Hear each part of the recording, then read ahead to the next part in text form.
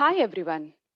As a continuation of the lecture series commemorating the International Day of People with Disabilities, now we have Dr. Melanie Truong-Le, who will be giving us a neurological perspective of cerebral visual impairment. Dr. Melanie is working as assistant professor in the Department of Ophthalmology, Neuroophthalmology at University of Texas Southwest Medical Center. Over to you, Dr. Melanie. Well, thank you. Let me go ahead and share my screen before I get started. All right. Thank you so much for having me on and to talk about this topic called cortical vision impairment. So I am a neurologist and I also trained to become a neuroophthalmologist, which is why this topic is quite interesting to me. So I appreciate the opportunity to showcase it and to make more people aware of it. So to start off, this is the topic and the scope in which we're going to talk about today, which includes an introduction to what cortical vision impairment is, the characteristics of it, the structure and anatomy of the cortical visual impairment, the two-stream hypothesis and the dorsal and ventral streams, and the causes of cortical visual impairment, criteria for diagnosis, and I'll do a quick summary. So I hope we all get to learn something as I have as well. So cortical visual impairment has been used interchangeably with the word cerebral visual impairment. And some people say, well, it is the same, isn't it? That depends on who you talk to. It's believed for Dr. Chan that the cerebral visual impairment is actually a different entity, and it's actually an umbrella term that includes all forms of visual processing disorders and associated visual perception disorders. This includes symptoms such as confusions with similar looking words, reversing of letters or numbers, reading comprehension problems, making errors in copying, easily forgetting letters or numbers or words. Being a poor speller is one, and having handwriting difficulties, whether it's really crooked or poorly spaced, is associated with cerebral visual impairment. Whereas in cortical visual impairment, what we're looking for is a subset of cerebral visual impairment. And in these situations, patients have had some brain structural abnormalities or damage.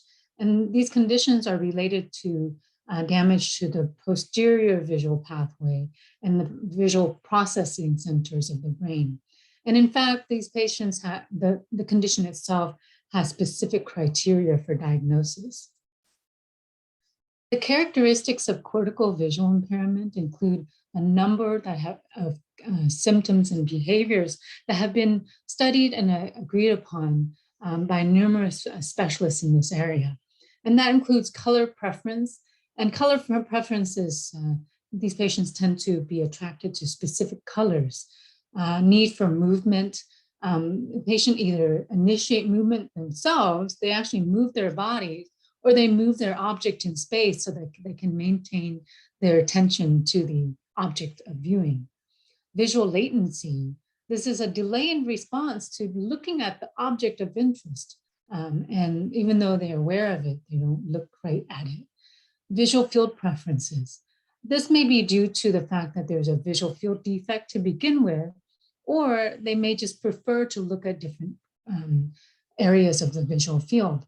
In particular, we find that the lower visual field is more affected, and most patients prefer the superior visual field in terms of looking at things.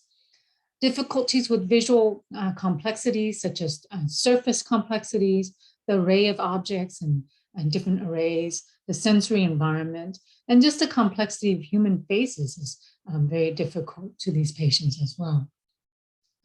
There's a need for light. There's an attraction of the vision towards the light with the target of view. And when it's paired together, the attention is improved. There is difficulty with distance viewing. At different distances, they find very difficult to see things or to actually pay attention to. There are atypical reflexes. These may be impairment in the blink reflexes. There's difficulty with visual novelty. For most of us, when we see something new in our visual field, we look directly at it because that is interesting to us. But these patients prefer familiar objects and viewing targets as opposed to new targets.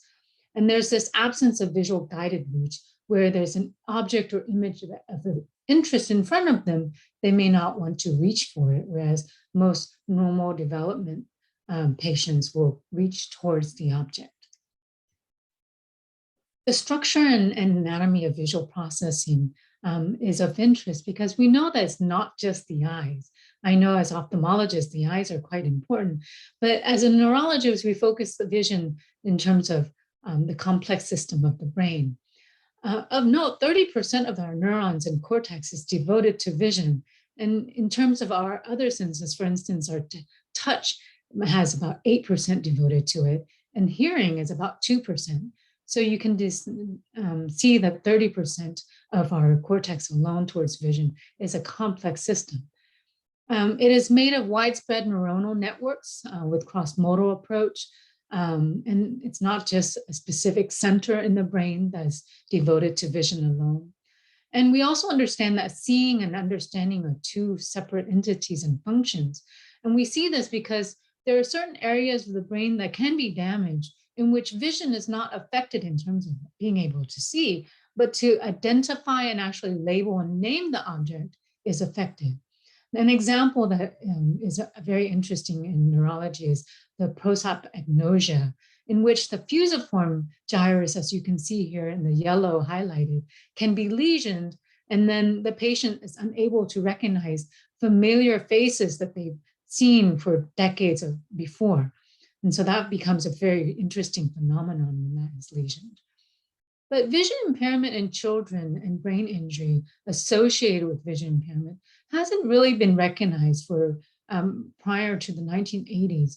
And it's interesting because this may be due to the fact that vision in children continues to develop.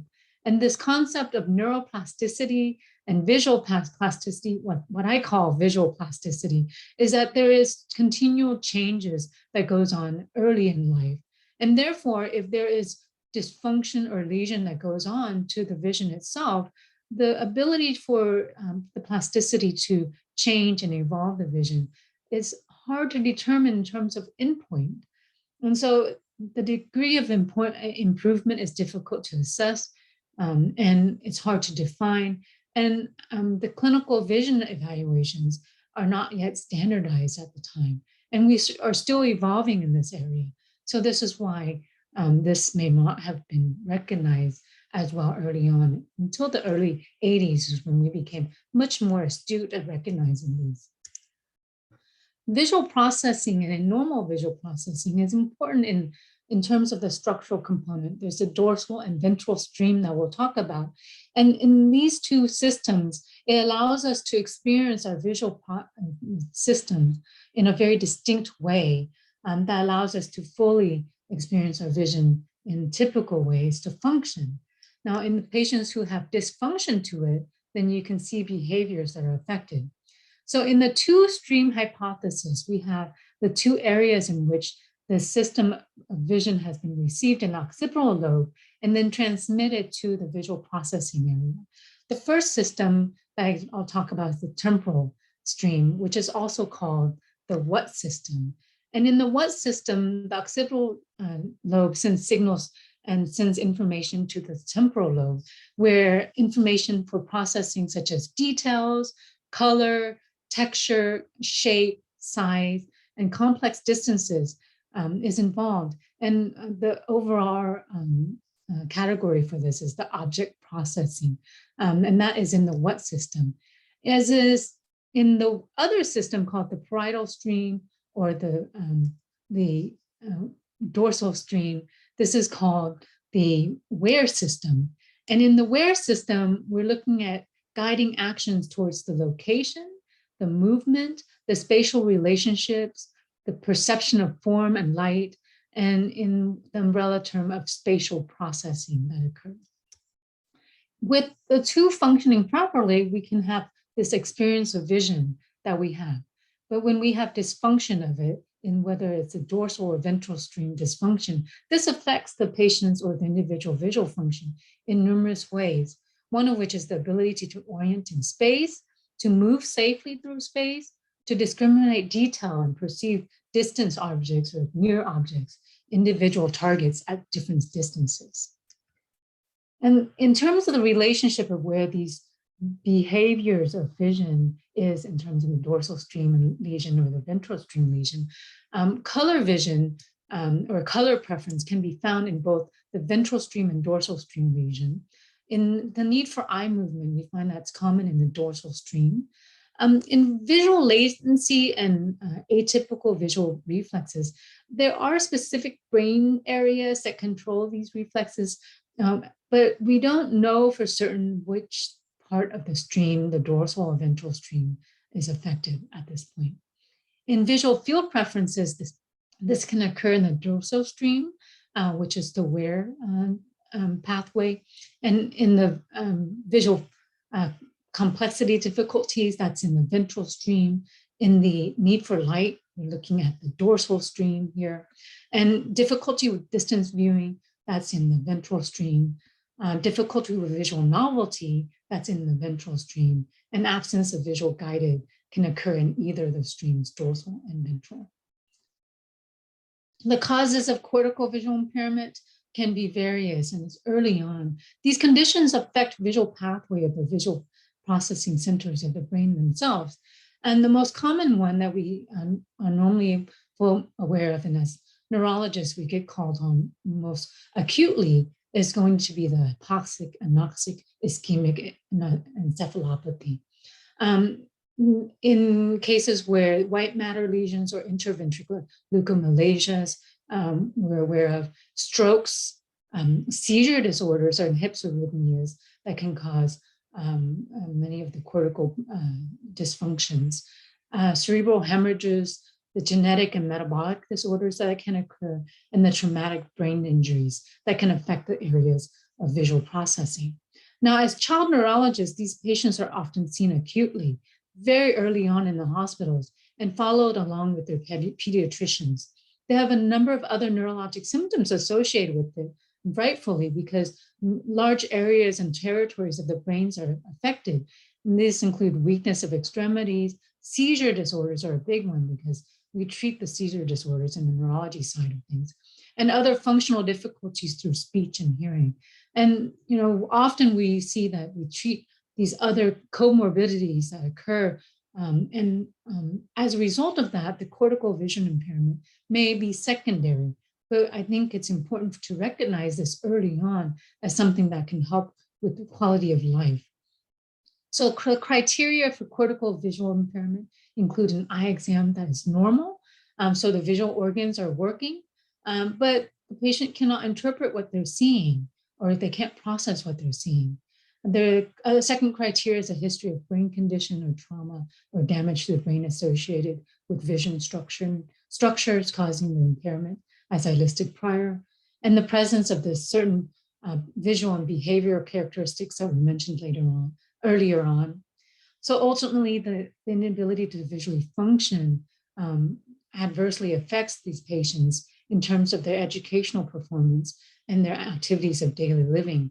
And this is why it's important for us to recognize these symptoms early on as well.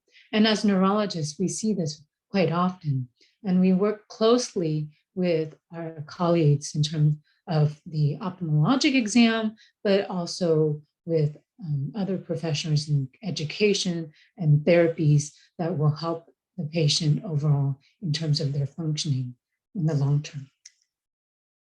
So in summary, we talked about cerebral and cortical visual impairment. Is this the same? Is this different? I think we all need to communicate as clearly as possible when we're talking to our colleagues to make sure that we have the same understanding. We spoke of the characteristics of cortical visual impairment, the anatomy involved with the dorsal wear and the ventral what stream, and the criteria for cortical visual impairment.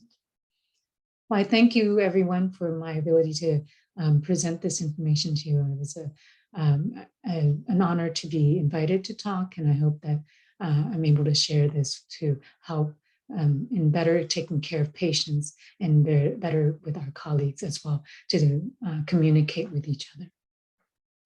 Thank you, Dr. Melanie, for this excellent presentation. We get to know a lot about the neurological processing and the problems involved in CVI. Thank you again. You're welcome. Thank you.